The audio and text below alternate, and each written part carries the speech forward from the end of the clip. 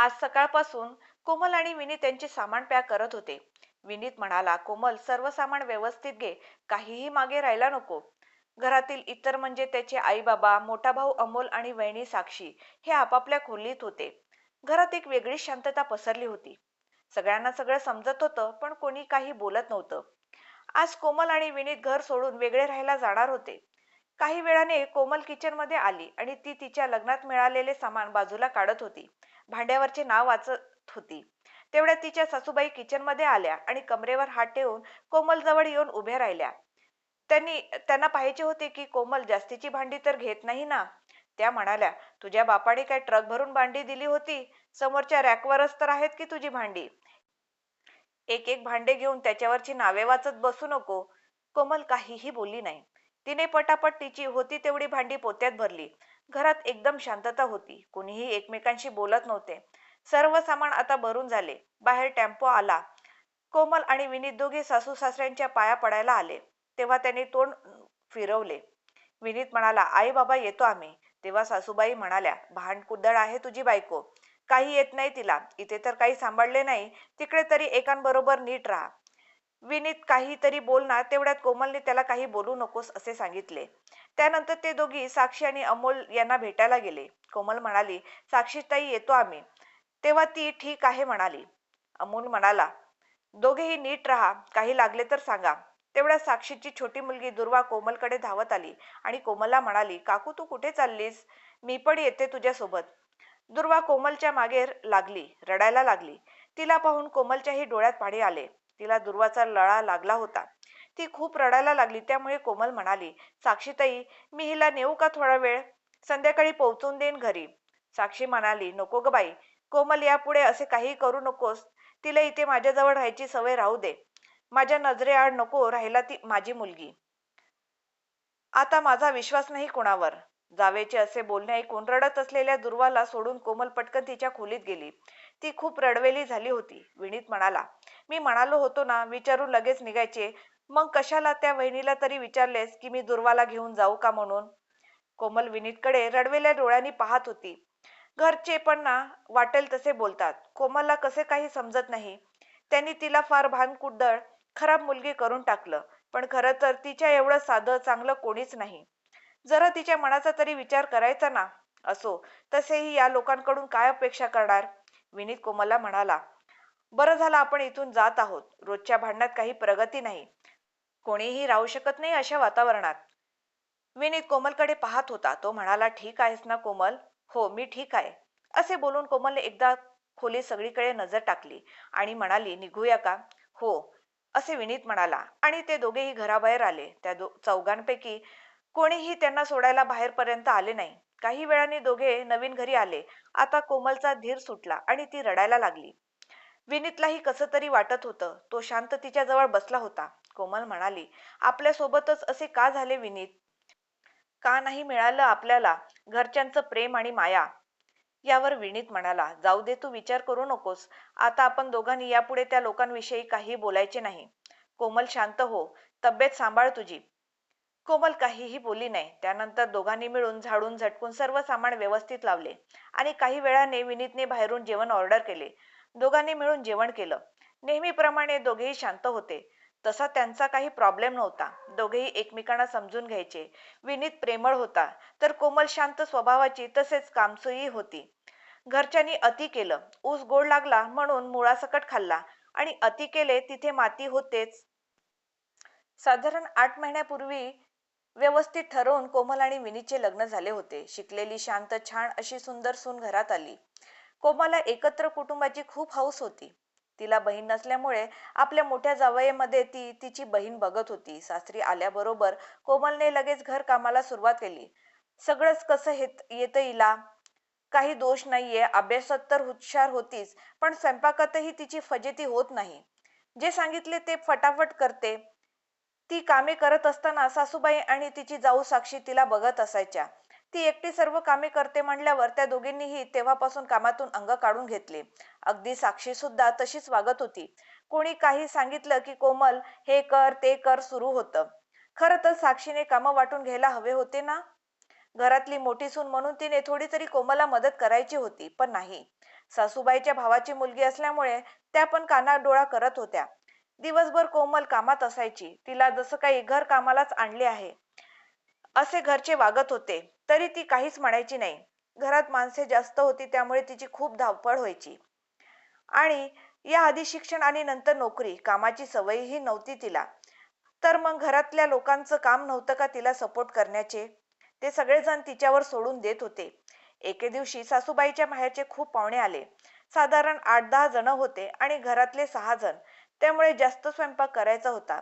स्वयंपाक करताना काही चूक व्हायला नको म्हणून ती तिच्या जावेला म्हणाली, साक्षीताई या ना, किचनमध्ये थोडं थांबा ना माझ्याजवळ. मीच करते स्वयंपाक, तुम्ही फक्त बघा बरोबर करते की नाही ते. खूप आहे ना आज स्वयंपाक म्हणून बोलते. त्यावर तिची जाऊ म्हणाली, अगं हे काय, इतके दिवस मी केलं, आता तू कर. मला काही सांगू नकोस, काही विचारू नकोस. खरं तर साक्षीला तिची फजिती पाहायची होती. साक्षीच्या लग्नाला 4-5 वर्षे झाली होती. एवढे काय केले होते तिने? म्हणे की इतके दिवस मी केलं, आता तू सगळं बघ. साक्षी नात्यातली म्हणजे सासूच्या सख्या भावाची मुलगी असल्यामुळे तिला सासू जास्त काही कामे सांगत नव्हती.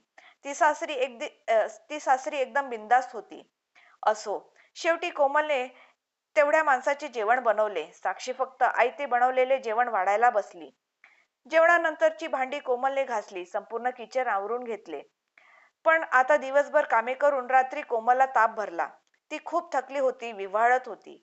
पण कोणीही तिची विचारपूस करायला आले नाही. उलट सासू मोठ्या आवाजात म्हणाली, काय ग बाई, आजकालच्या मुली जरा जास्त कामे पडली की लगेच आजारी पडतात. अगं कोमल, आणखी किती वेळ झोपणार आहेस? संध्याकाळचा चहा बनवला नाहीस? पटकन चहा बनवून दे. चहा प्यायला उशीर झाला की मग रात्री भूक लागत नाही. पण तरीही कोमल काही उठली नाही. कशी उठणार होती ती? तापाने फणफणत होती. दुसऱ्या दिवशी सकाळी सासू पुन्हा म्हणाली, कोमल एवढं काय झाले आहे तुला? उठ पटकन चहा बनव. विनी तिच्यासाठी औषधे आणायला गेला होता. कोमलला अजिबात उठता येत नव्हतं. सासू म्हणाली, काहीही काम नको हिला, खूप नाटकं सुरू आहेत. कोणती सून सासरी एवढा वेळ झोपते? हे म्हणजे जरा जास्तच होते. हेच वळण लावले आहे का तुला तुझ्या आईने?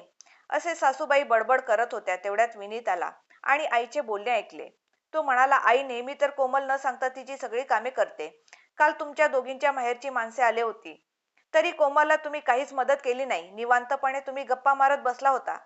मी कालच बोलणार होतो पण कोमलने मला बोलू दिले नाही. आज ती आजारी आहे. मग आई, तू वहिनीला चहा स्वयंपाक बनवायला सांग. असे म्हणून तो खोलीत गेला. त्याची आई मात्र खूप रागाला गेली. खोलीत जाऊन विनीतने कोमलला उठवले आणि म्हणाला, कोमल तू आधी ही गोळी घे, ताप कमी होईल. तोपर्यंत मी तुझ्या नाश्त्याचे बघतो. असे बोलून तो किचनमध्ये गेला आणि कोमलसाठी त्यांनी चहा आणि पोहे बनवले. त्यानंतर चहा आणि पोहे घेऊन तो खोलीत गेला. तेव्हा कोमल म्हणाली, अहो तुम्ही कशाला बनवला नाश्ता? आता मी बरी आहे, मी करेन सर्व. तेव्हा विनीत म्हणाला, कोमल तू झोप, जरा आराम कर आणि आता घरकाम जरा कमी करत जा. मला तर वाटतं की तू लक्ष देऊ नकोस जास्त. तुझ्या जॉबचं बघ आता. बरं, नुसतं काम असतं तर ठीक होतं, पण येता जाता टोमणे, हे केले नाही, ते केले नाही, आमच्याकडची ही पद्धत नाही, असं कर तसं कर, याने कोमल घाबरून जायची. तरी तिने याबाबतीत कधीच विनीतला काही सांगितले नाही. पण एक दोनदा विनीतने आई आणि वहिनी कोमलबद्दल बोलत असताना ऐकलं. तेव्हा तो त्यांना काहीच बोलला नाही. पण आता तो म्हणाला, कोमल काय चाललं आहे हे घरात? या दोघी तुला का बोलत असतात आणि तू ही विनाकारण का ऐकून घेतेस? कोमल म्हणाली, आई आणि साक्षीताई या दोघींना वाटतं की सगळं त्यांच्या पद्धतीने व्हायला हवं. मी तसा प्रयत्न करते, मी स्वयंपाक चांगला करते, पण त्यांना पटत नाही. त्यावर विनीत म्हणाला, त्यांचा तू विरोध करायला हवा, तू बोलायला पाहिजे. किती सहन करतेस तू, ऐकून घेतेस, त्यामुळे त्या दोघी सतत तुला बोलतात.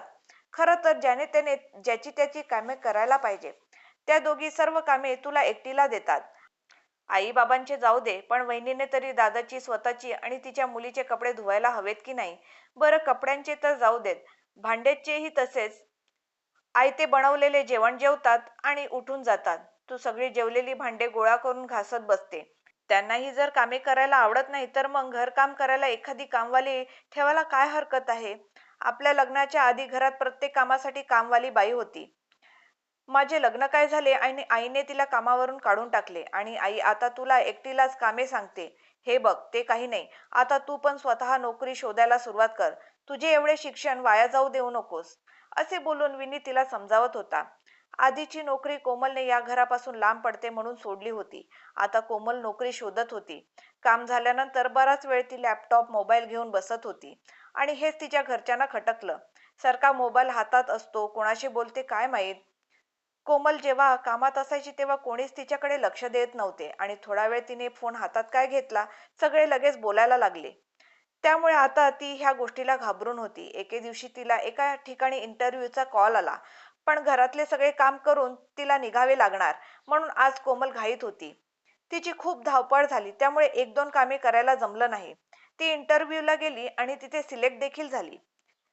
आल्यानंतर घरातले तिची वाट बघत होते. स्पेशली तिच्या सासूबाई आणि जाऊ बाई तिला खूप बोलल्या. कोमलला नोकरी मिळाल्याचा आनंद सुद्धा त्यांच्या बरोबर शेअर करावासा वाटला नाही.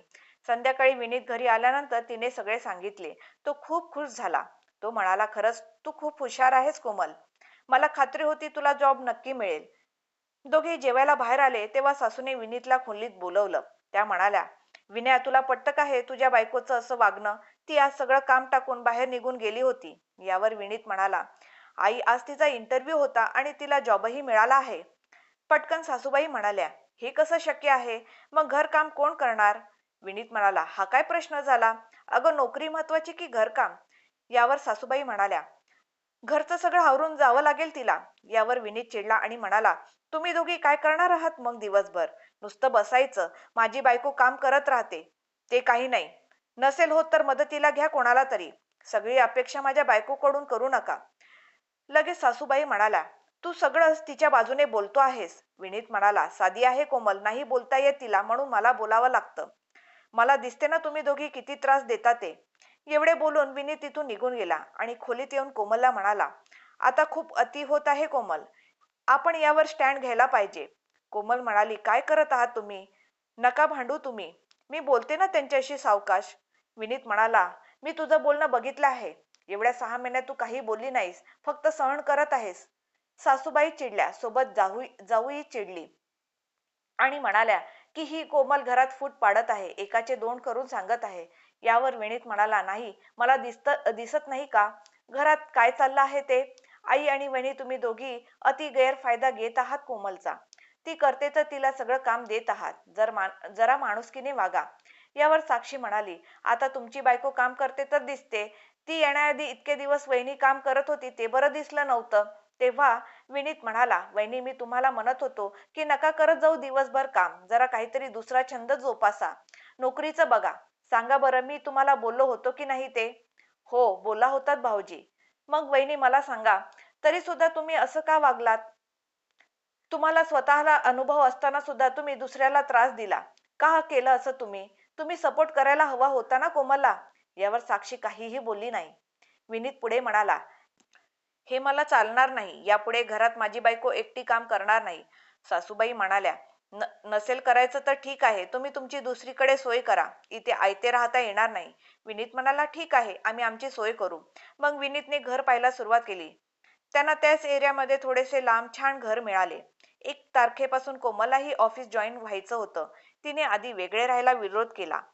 ती म्हणाली, विनीत, आपण वेगळे नको राहायला. मला सगळे नातेवाईक, समाजातील लोके नावं ठेवतील की मी घरात फूट पाडली.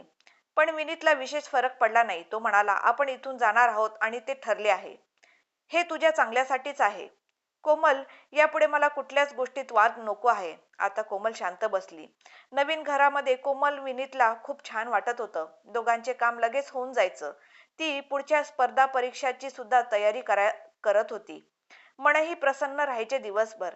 विनीत मुळातच चांगला आणि समजूतदार होता, त्यामुळे काही अडचण नव्हती. 1 तारखेपासून कोमलने ऑफिस जॉईन केले. सकाळी ती दोघांचा स्वयंपाक करून घ्यायची. छान बस्तान बसले होते. त्यांना दुर्वाची आठवण येत होती. पण काय करणार, काही गोष्टींना इलाज नसतो. आता इकडे सासरी मात्र साक्षीला सर्व कामे करताना नाकी नऊ येऊ लागले. कोमलचे लग्न झाल्यापासून ती काहीच काम करत नव्हती. तिची कामाची सवय मोडली होती. आणि आता सासूबाई परत साक्षीच्या मागे लागल्या होत्या. स्वतःही काही करत नव्हत्या. एकटीला सगळं काम देत होत्या. पण यावेळी मात्र अमोलनेही सगळं बघितलं. त्याला विनीतची बायकोबद्दलची कळकळ समजली. त्याला आठवले की विनीतने त्याच्या बायकोला कसा सपोर्ट केला. त्यामुळे अमोलने सुद्धा विरोध केला की आता माझी बायको देखील एकटी सगळं काम करणार नाही. त्यामुळे साक्षीने ही नोकरी पाहायला सुरुवात केली आणि तिला एका शाळेत क्लर्कची नोकरी नोकरी मिळाली. त्यामुळे सासूने आता परत घरात सर्व कामाला कामवाली लावली. साक्षी ऑफिसला जाताना फक्त भाज्या बनवायची. आता त्यांचंही व्यवस्थित सुरू होतं. पण हे असे व्यवस्थित व्हायला कोणाला तरी घर सोडण्याची गरज आहे का? आता सासूबाईला देखील ह्या गोष्टीची जाणीव झाली. त्यांनी एक दोनदा वेणीतला सांगून पाहिले की ये इकडे राहायला, पण आता तो नाही म्हणाला. दुरूनच गोड बरे आम्ही, एकत्र राहणं नको. आता घराचं रेनोव्हेशन करायचं ठरलं. बंगला पाडून तिथे 2-3 मजली बिल्डिंग बांधली. विनीत कोमलला त्यांनी परत तिथे राहायला बोलवलं. विनीतने आधीच सांगून टाकलं की आम्हाला दोघांनाही वेळ नसतो. त्यामुळे प्रेमाने राहणार असाल तरच येतो आम्ही. हे केलं नाही, ते केलं नाही हे चालणार नाही. घराची जबाबदारी घेऊ आम्ही. आई बाबा तुम्हाला पण सांभाळू. पण कोणीही आमच्या मधामधात करायचे नाही. कोमलला ऑफिस असतं. आम्ही दोघेही पुढच्या परीक्षा देत आहोत. सासू म्हणाली ठीक आहे. खालच्या मजल्यावर सासू सासरे, मध्ये साक्षी आणि अमोल आणि वरती विनीत आणि कोमल राहायला आले. आता जो तो ज्याचं त्याचं काम करत आहे. सासू सासरे अलटून पलटून मुलाकडे जेवायला जातात. प्रत्येकाला आपली स्पेस मिळत होती. हेच आधी सगळे नीट राहिले असते तर. घरकाम, स्वयंपाक, इतर गोष्टी हे काही विशेष नाही. काम जमत नसेल तर आपण मदतनीस ठेवू शकतो. तसं न करता घरच्या सुनेला सवय नसताना सगळं काम सांगायचं. स्वतः काही करायचं नाही. तिला अति त्रास द्यायचा. हेच होतं सगळीकडे. एक दिवस सहन करण्याच्या पलीकडे होतं सगळं. मग घरचे सासू सासरे एकटी राहताना दिसतात. तेव्हा लोक म्हणतात काय मुलगा आणि सून आहे. पण आधी सासू सासरे कसे वागले, त्यांनी काय केलं काय नाही हे दिसत नाही त्या लोकांना. मित्रांनो, जेव्हा त्या मुलीला सगळ्यात जास्त आधार, प्रेमाची गरज असते तेव्हा तिला त्रास दिला जातो. कर्म वाईट असेल तर त्याचे फळ पण तसेच मिळेल ना. त्यांना त्रास होणारच. आपल्याला प्रेम आधार हवा असेल तर आधी प्रेम आधार द्यावा दुसऱ्याला, तरच ती परत येईल आपल्याकडे. काय बरोबर आहे ना?